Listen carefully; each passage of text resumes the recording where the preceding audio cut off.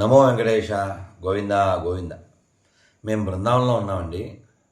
కానీ చాలా బాధాకరం. తిరుమల లడ్డు విషయంలో మనం వింటున్నాం, చూస్తున్నాం. ఇలాంటి ఘోరాలు జరగడానికి కారణం ఏమిటంటారు?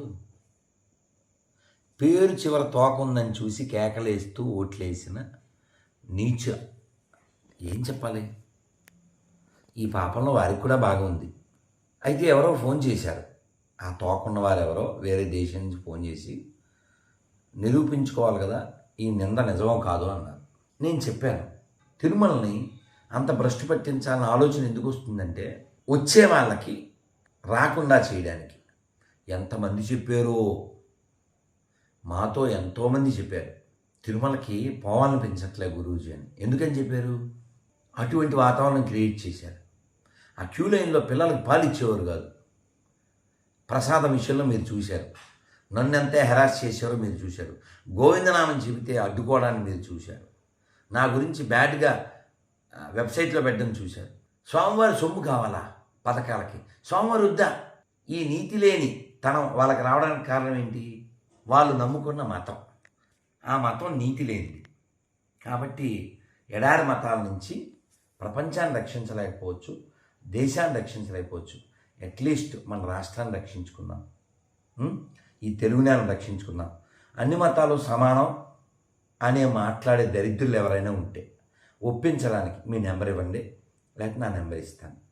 అబద్ధాలు ఆడడం మానేయండి. ఆంధ్రప్రదేశ్ని, దేవాలయాల్ని రక్షించండి, తెలుగు నేలని రక్షించండి. నమో వెంకటేశ. వెంకటేశ ఉన్నాడు. నేను చాలాసార్లు చెప్పా, వెంకీ మహా పెంకి, పెట్టుకున్నోడికల్లా పగిలింది టెంకి. Don't behave like a monkey. ఎవడు తప్పు చేసినా వాడు ద్రోహి. తిరుమల విషయంలో, ప్రసాదంలో ఇంక మనం వినగలమా? పంది కొవ్వు, ఆవు కొవ్వు, జంతు కళేబరాల నూనె, చేప నూనె. కాబట్టి ఛానల్ వాళ్ళు కూడా పక్షపాతం లేకుండా, పక్షవాతం లేకుండా రాకుండా ధర్మం ప్రధానంగా చర్చి మీద ₹1 తేలేరు కదా ఏ చవట ప్రభుత్వం అయినా. మసీద్ నుంచి ₹1 తేలేరు కదా ఏ చవట ప్రభుత్వం అయినా. గుళ్ళో డబ్బులు ఎత్తుకెళ్తున్నారు కదా, బాధ్యత ఉండక్కర్లా. కాబట్టి సెక్యులరిజం అని బూతులు మాట్లాడకుండా దేవాలయాల మీద పెత్తనం హిందువులే చేయాలి, మసీదు పెత్తనం ముస్లింలు, చర్చి పెత్తనం క్రైస్తవులు. కాబట్టి నిజాలు మాట్లాడుకుందాం. వెంకటేశ్వర ఉన్నాడు, ఆయన చూస్తున్నాడు.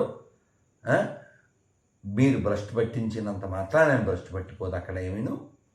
హిందువులారా మేల్కోండి. పార్టీలు పక్కన పెట్టండి, కులాలు పక్కన పెట్టండి, నోటికి వచ్చినట్టు వాక్కండి. ధర్మమే ప్రధానము. యతో ధర్మ స్తతో జయ. భీష్మాచార్యులు వారు మహాభారతంలో చెప్పారు.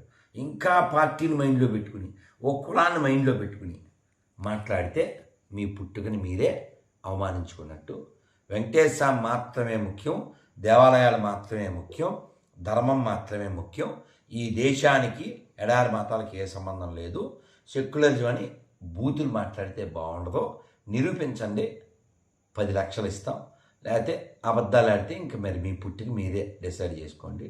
నమో వెంకటేశ, నమో శ్రీనివాస.